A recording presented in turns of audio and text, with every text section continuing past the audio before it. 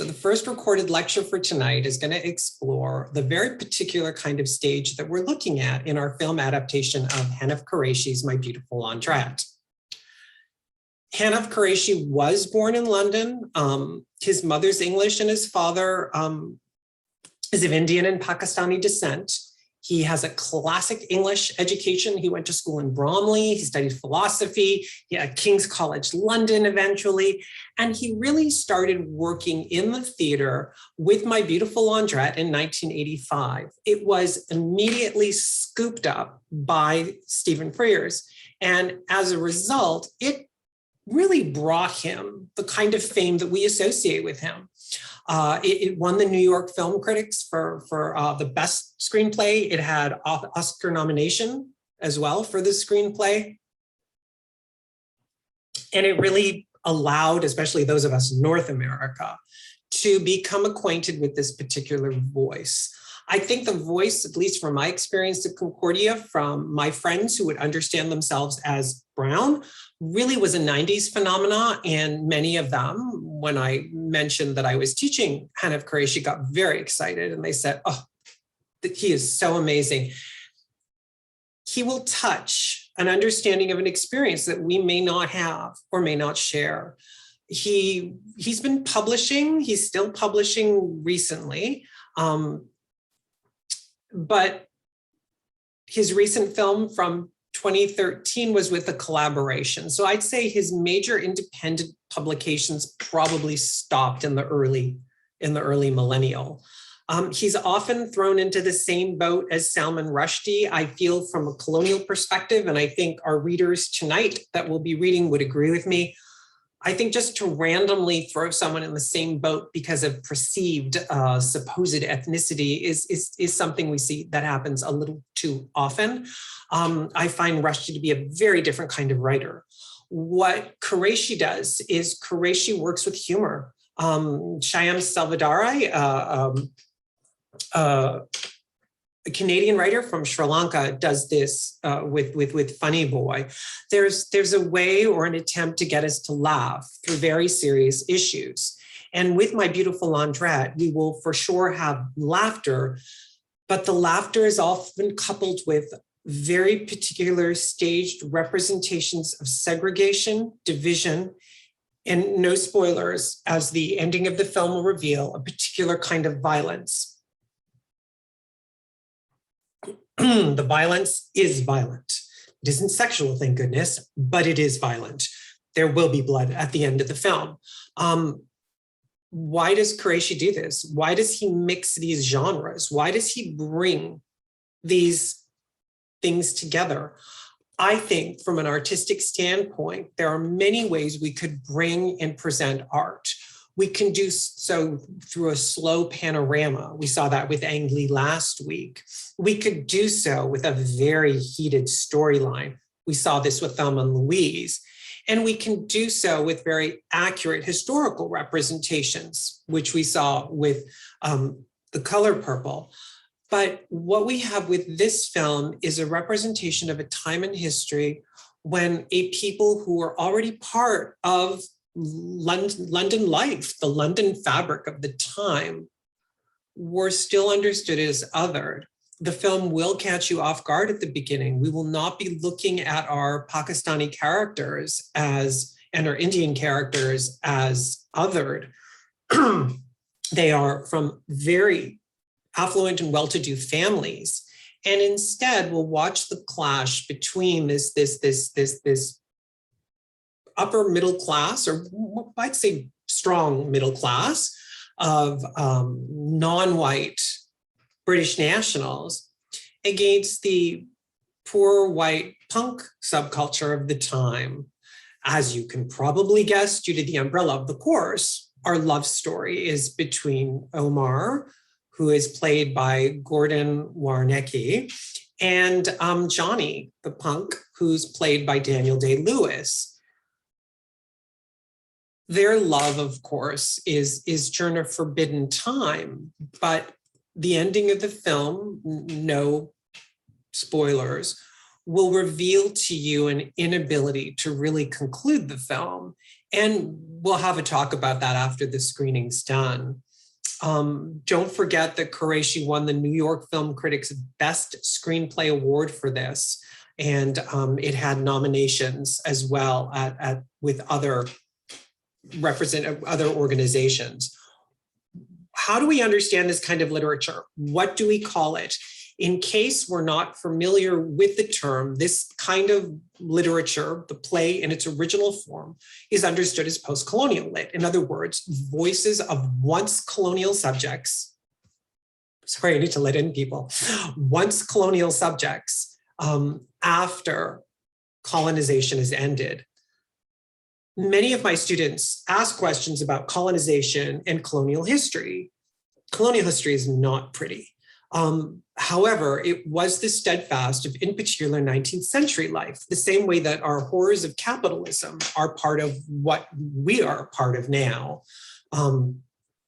Ask yourselves, where did the pieces of clothing I bought, where do they come from? Who made them? How much were they paid to make my clothing?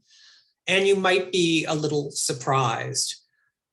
Are these once colonized places liberated from the forces or the history of colonization? Probably not, though many of them, thank goodness, have authentic and independent identities. We could think of Bollywood as one example when we think of India, for sure.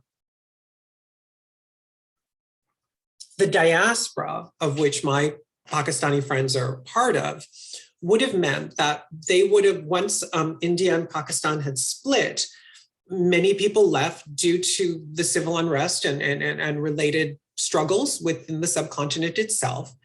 And their journeys are often amazing, especially someone who was born here, grandmothers were born here.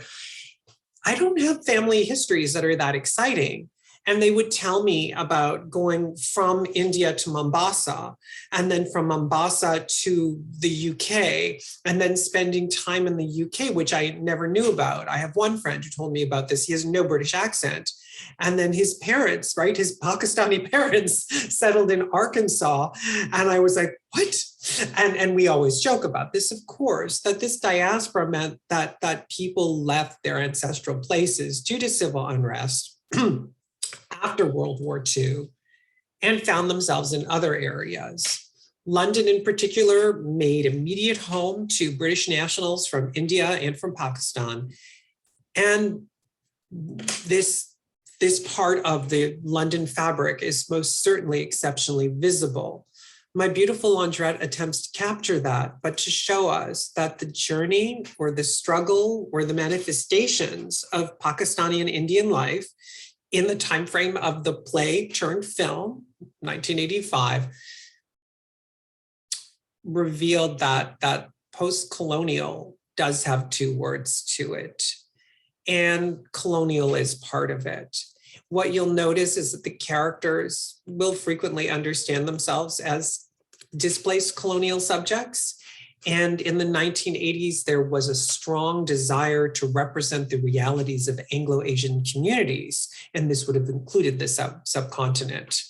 What my beautiful Laundrette did is it kicked the door open. It threw the door open. It took down the door for a number of subcontinental filmmakers.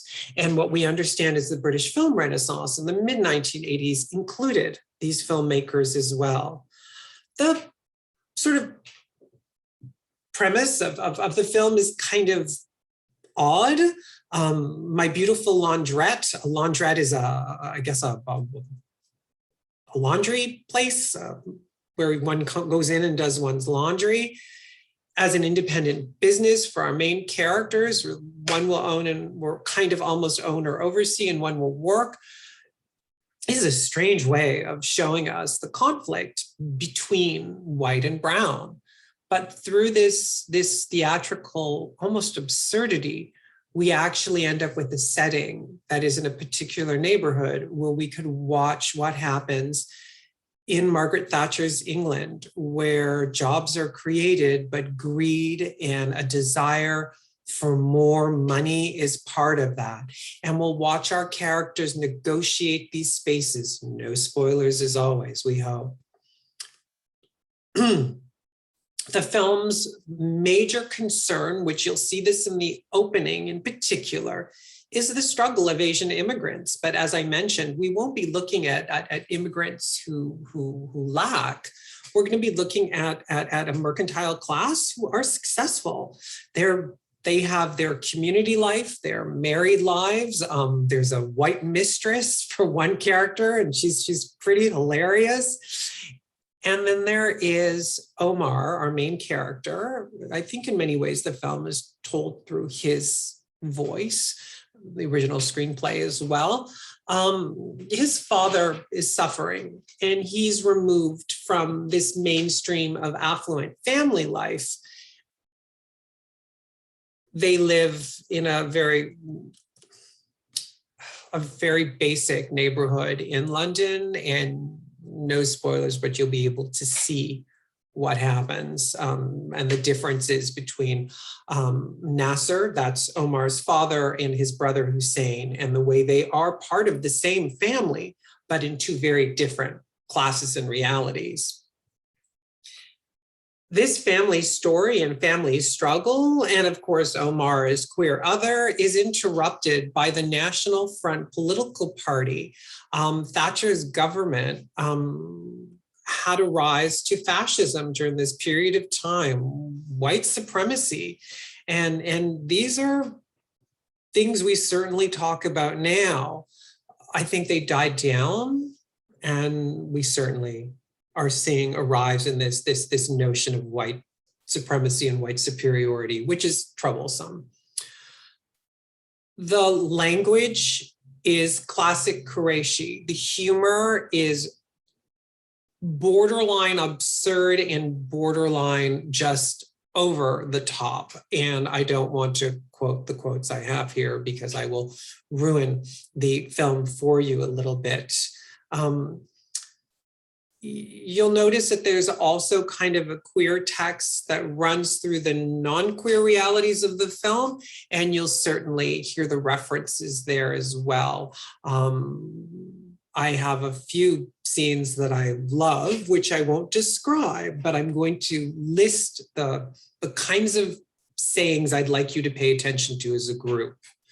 One would be, that country has been sodomized by religion. Another will be, oh, well, there's buggers. That's my favorite scene. And Johnny calls Omar Omo, which of course, it's part of his East London accent, but it's played up a bit, right?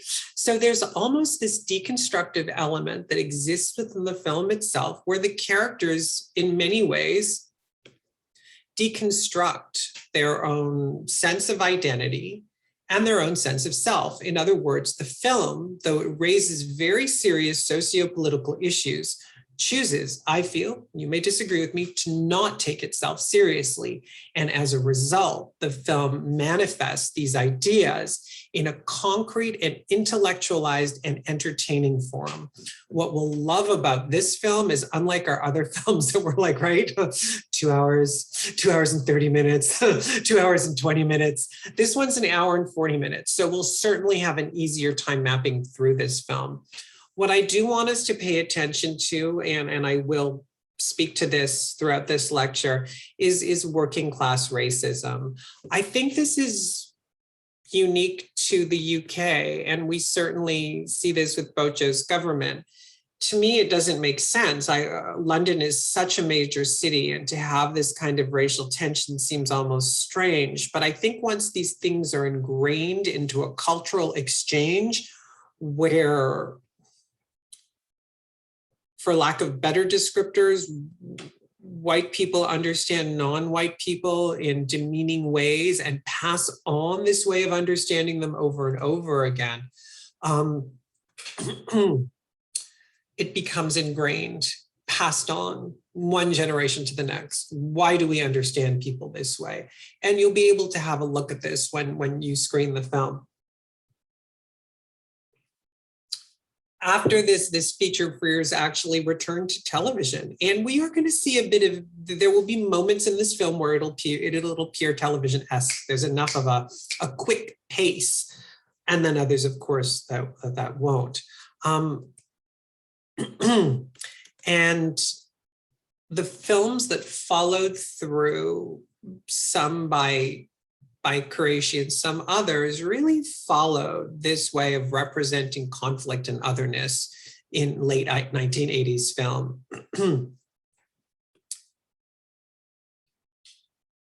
I'm going to think if I'm going to move forward or if I'm going to take some questions. I think I'll pause this part and then there.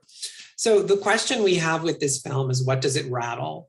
And especially when we look at the kinds of plays and literature that were turned into film during this period of time, we're looking at the ways in which there is not just one conflict, but there's many conflicts happening at the same time.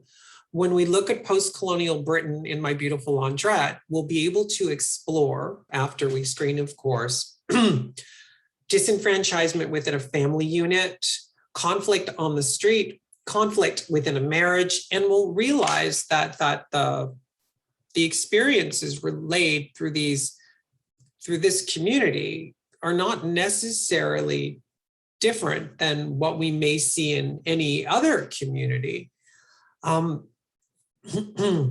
Is the film poetic? Is it an art film? I think it attempts to be, but I think as well the film dates. So its attempt as art might make you laugh, but I think the effectivity of the film and the way that the film really articulates what it needs to do, it does very, very well. I don't want to give away too many as far as the spoilers are concerned, but the conflict that holds the water for the film itself basically unfolds in the opening scenes of the film, a somewhat unconventional way of starting a film. And you'll notice that what we might expect to be the hegemonic forces of whiteness don't appear at all. And it's just the difference. What happens throughout the film as well, and I think some of you who have already referenced this kind of cinematic feature, the mise en scène that really gives the film even more than the funny dialogue and the empathetic characters, is that when we experience mise en scène in the film, there's this sort of self-consciousness that the characters experience. And just as we think Johnny or Omar or Hussein or Rachel as well, the white mistress, go to different levels, they come back inside themselves, and their foundation, in my reading, actually stays firm. Important stuff with this film, it's 80s, you won't have any explicit sex scenes, so the desire is implied. And as well, what will happen is you'll notice there's a use of doors and windows, and I read these as almost a kind of kaleidoscope of different reflections where the self can almost self-interrogate. It could have a chance to go into the self and see the way it might appear in many different ways. Does the film thus reveal what we might understand as existential crisis, a struggle for existence, a questioning of the self? Absolutely, because both Omar and Johnny aren't able to create spaces for themselves per se within the world, and instead you'll see how they create their space for themselves. So I will end this recording.